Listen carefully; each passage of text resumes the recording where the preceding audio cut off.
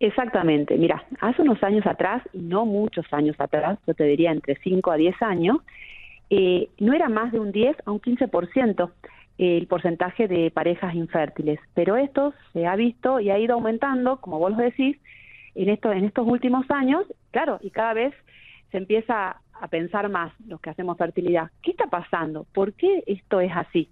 Y una de las cosas que vos decís es tal cual, el no cuidado de la fertilidad. Vos decís, ¿cuándo uno tiene que empezar a cuidar su fertilidad? En realidad, por el lado de las mujeres, debemos empezar a cuidar nuestra fertilidad desde el día que empezamos a menstruar, digamos, desde el día que una niña tiene su menarca, que es la primera menstruación, que comienza la adolescencia, debe realizar su consulta ginecológica. No es que obviamente va a realizar su consulta ginecológica para buscar un bebé, pero sí es importante. ¿Para qué? Para poder tener las herramientas para cuidar su fertilidad y su futuro reproductivo a largo plazo, ¿sí? Uh-huh. Digamos, entonces voy a decir, ¿y cómo se consigue eso? Y es algo muy simple, en realidad.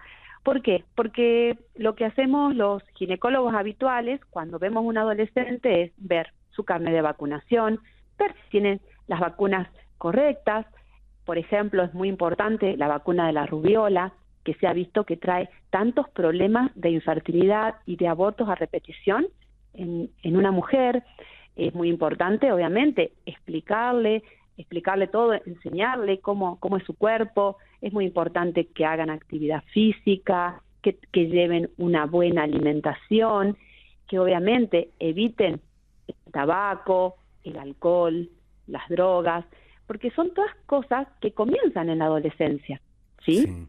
Eso es lo principal y es algo como básico que uno dice, claro, si yo fumo, obviamente, sí, el tabaco altera la fertilidad, la mala alimentación altera la fertilidad.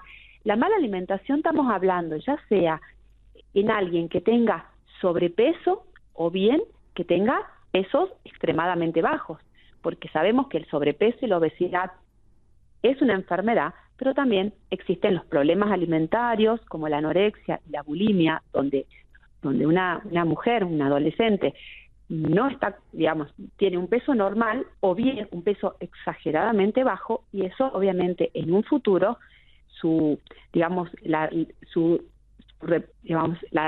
el hecho de tener una infertilidad es bastante común, ¿sí? Sabemos que, bueno, el alcohol altera muchísimo también, ya que disminuye la vida de los ovocitos, de los futuros óvulos de esas pacientes, ¿sí? Y algo que es muy importante, que lo habíamos estado charlando, Gastón, es que no solo tenemos que cuidar la fertilidad de la mujer. ¿Por qué? Porque cuando hablamos de fertilidad, hablamos de la pareja que está buscando un embarazo, ¿sí? Sí. Es decir, que yo hoy te hablo como ginecóloga, pero es muy importante también el cuidado del varón. Tal cual. Y además usted acá nos acaba de dar una pista, digamos, muy importante, que es, bueno, a ver, ¿cuándo inicio los cuidados en el caso de las personas que tienen capacidad de menstruar?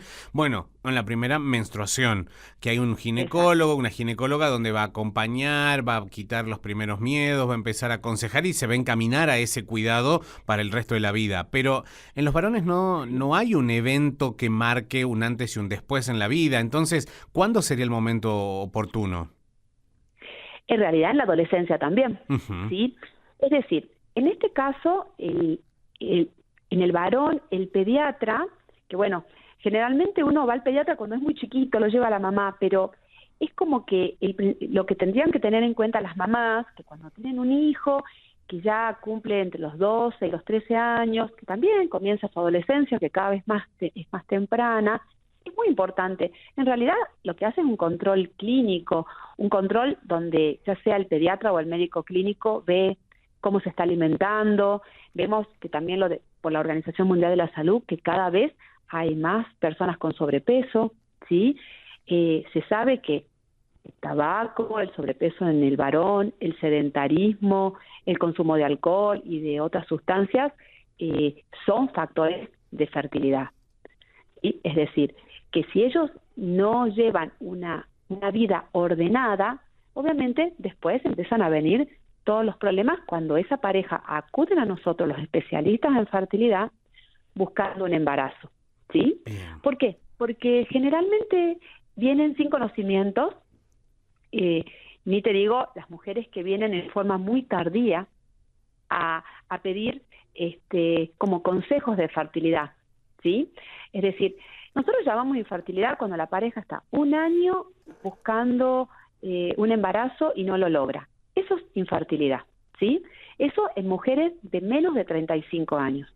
En mujeres de más de 35 años, ya a los 6 meses de búsqueda de embarazo, sin obtener una respuesta positiva, ya comenzamos a realizar como búsqueda de algún diagnóstico o algún antecedente. ¿A qué edad, perdón, por doctora? Ejemplo, sí, en mujeres, digamos, de más de 35 años, hacemos que busquen solamente 6 meses de embarazo espontáneamente. Si no, ya empezamos a realizar todas las pruebas diagnósticas, ¿sí? Uh-huh. Ahora bien, si son menos de 35 años, como yo te digo, uno puede estar hasta un año, pero previa evaluación de esa paciente, porque si esa paciente ya ingresa a nuestro consultorio con sobrepeso, con hábitos de tabaco, de alcohol, ¿sí? O sedentarismo, nosotros no esperamos que esa pareja esté un año para buscar un embarazo.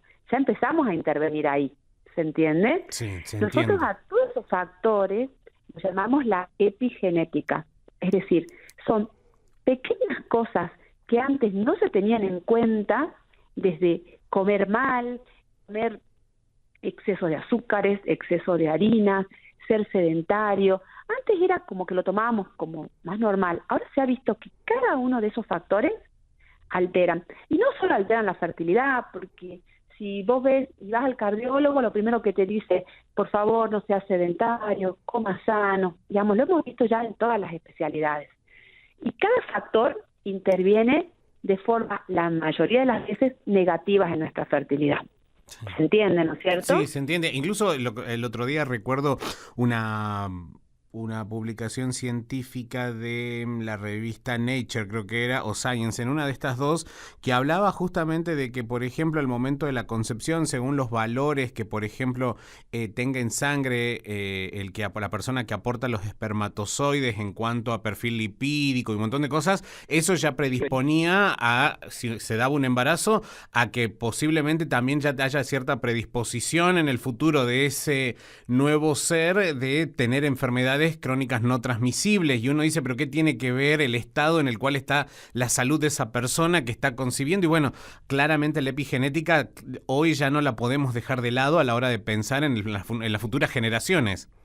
Exacto, no la podemos dejar de lado, la tenemos que tener muy presente. Hay un estudio que dice que, por ejemplo, una mujer vegetariana, pero vegetariana sin controles con el nutricionista, vegetariana por elección propia, pero sin hacer una consulta nutricional, Uh-huh. tienen un déficit de vitamina B12 muy importante. Sí. Si esa mujer no acude a la consulta y llega ya embarazada, sus niveles de vitamina B12 son tan bajos que la probabilidad de tener un recién nacido con algún problema neurológico, incluido el autismo, que no se conoce mucho todavía, pero se ha visto que el déficit materno de vitamina B12 puede predisponer, es terrible, ¿se entiende? Es decir, solo por no consumir, es decir, la B12 lo da la carne. Pacientes vegetarianas, por supuesto, van a tener un déficit en B12.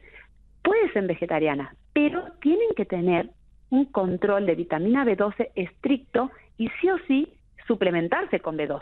Claro. ¿Se entiende, no es cierto? Sí, se entiende. Porque los valores siempre son inferiores.